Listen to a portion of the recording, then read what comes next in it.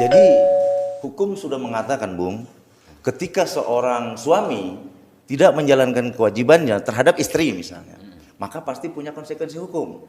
Bung Haikel, ini kan sudah menyinggung ke ada durhaka pada Durhaka istri, sama Allah Subhanahu wa Bung. taala. Oh, begitu. Kalau dia sudah durhaka sama penciptanya, bagaimana dia bisa jadi seorang imam?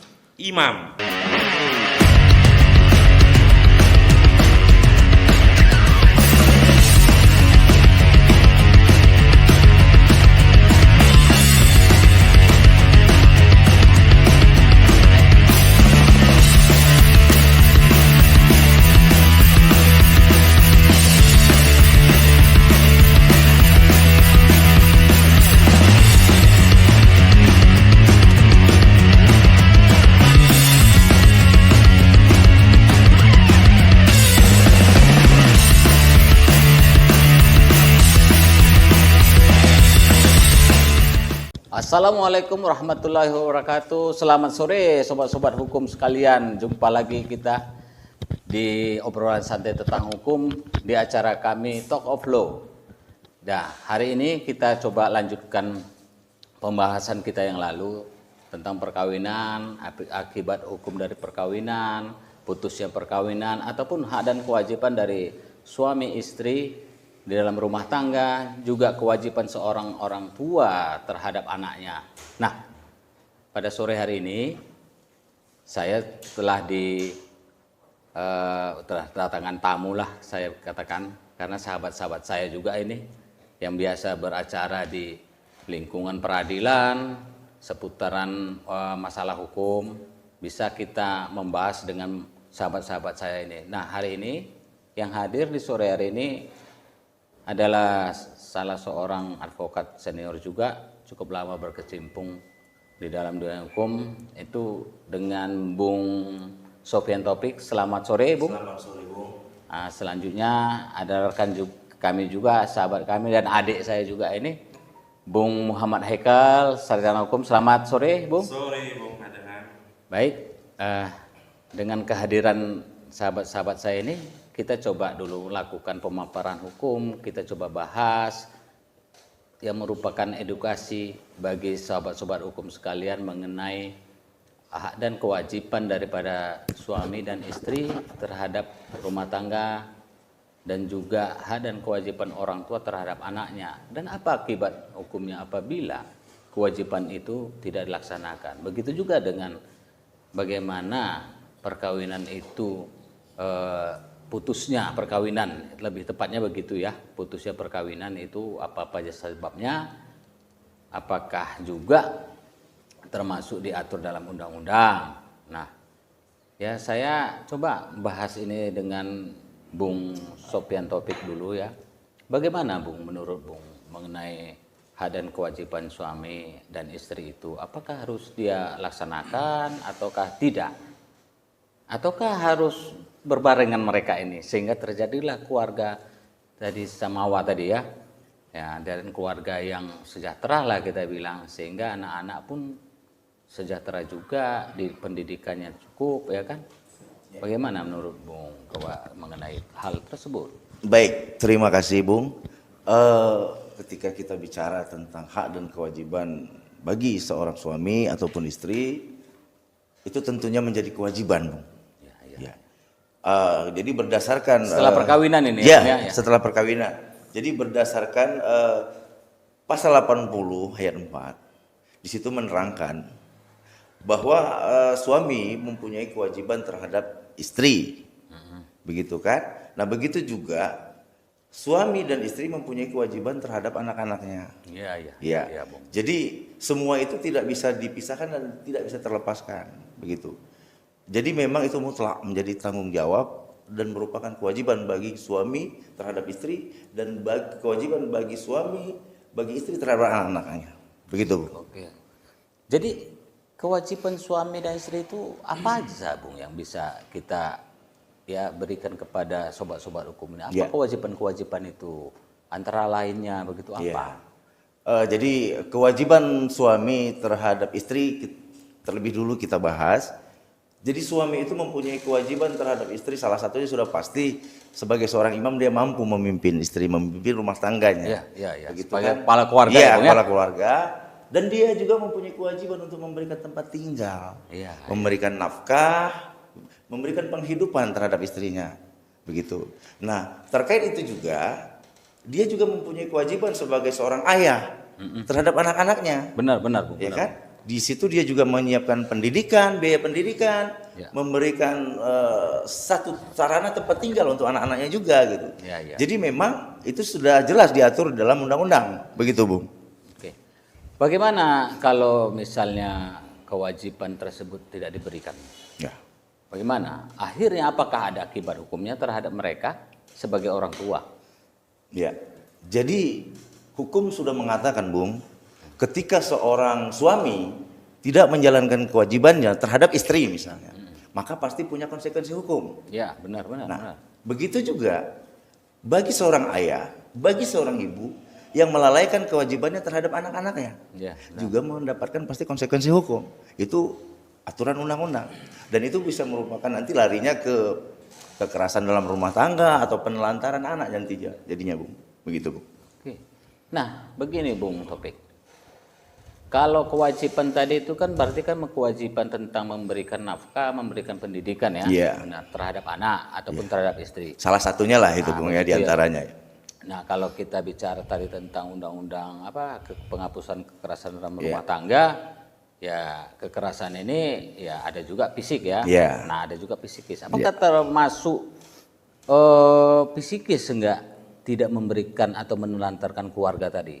Apa Oke. itu termasuk kekerasan psikis? Jadi begini, Bung. Ketika seorang suami tidak memberikan kewajibannya terhadap seorang istri, itu juga merupakan satu tindakan yang memang bukan saja secara fisik ya, tapi secara psikis dan mengakibatkan kondisi psikis dari istri terkait keadaan yang nantinya tidak memiliki kemampuan bagaimana menghidupi rumah tangga, bagaimana juga membiayai anak-anaknya, itu akan menjadi gangguan psikis bagi seorang istri.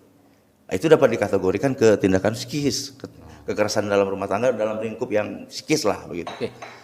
Apakah dengan tidak memberikan apa tadi? Tidak memberikan nafkah tadi ya, nafkah. Apakah itu bisa seorang suami, seorang istri ataupun suami ya? Iya. Ya kan? Ataupun anak, ya. kan gitu kan? Bisa menuntut haknya itu. Oh, bisa, Bung. Bagaimana caranya Bung menuntut haknya? Jadi aturan hukum memang menerangkan bahwa terkait untuk menuntut hak dan kewajiban dari seorang ayah begitu kan, ada mekanisme yang diterangkan di dalam satu aturan bahwa bisa saja si istri ketika suami tidak menjalankan kewajiban bisa meminta atau mengajukan gugatan, Bung, ke pengadilan. Gugatan ya Bung. Iya. Gugatan itu memang dia harus terpisah, Bung. Dengan tidak ada kaitannya dengan perceraian, Bung. Iya. Jadi gugatan itu lebih kepada gugatan nafkah. Dan itu bisa diajukan, Bung, ke pengadilan. Begitu juga kalau ada penelantaran bisa Iya. diajukan tindak pidana ya Bung, Iya. seperti undang-undang tadi. Iya, itu bisa diajukan ke laporan lah ke pidana kan penelantaran begitu. Oh iya. Begitu. Berarti gugatan ya Bung ya. Iya. Pengadilan negeri, pengadilan Iya, agama, kalau begitu, dia Bang? yang kebetulan agamanya Muslim, dia ke pengadilan agama. Bagi yang non Muslim mungkin ke pengadilan negeri begitu, Bu. Iya. Terima kasih Bung Siap. atas edukasi hukumnya ya. Siap.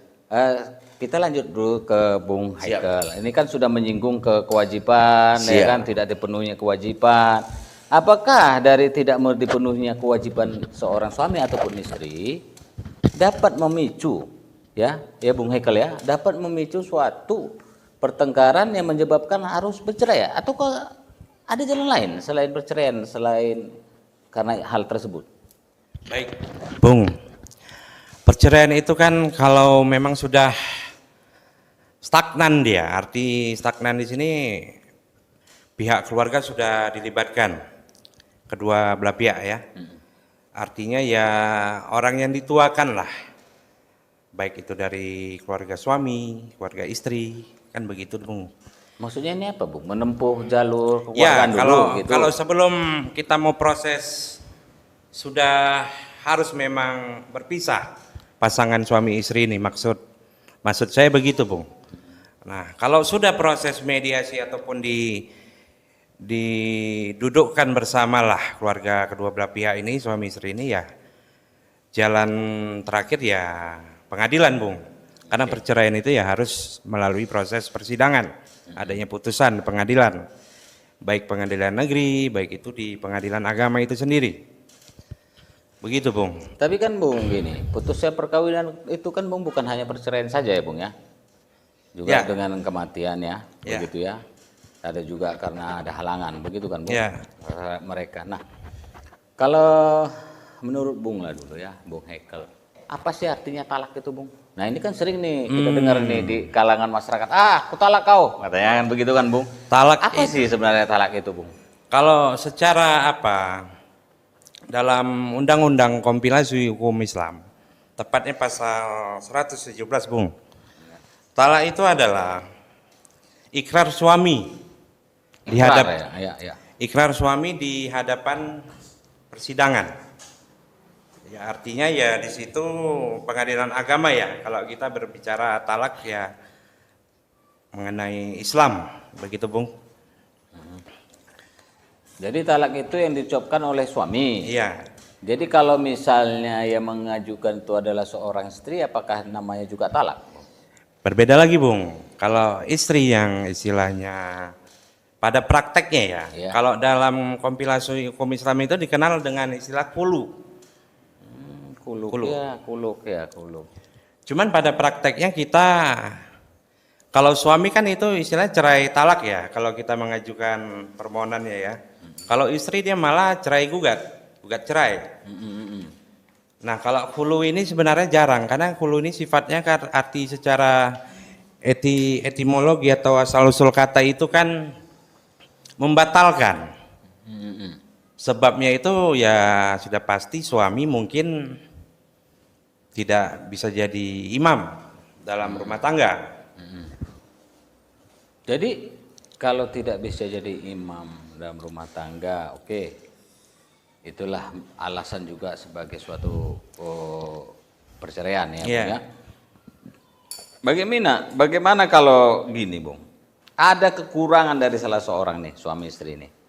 Mungkin ada penyakitnya, atau dia gila, atau adalah penyakit yang terus menerus yang nggak bisa diobati lagi.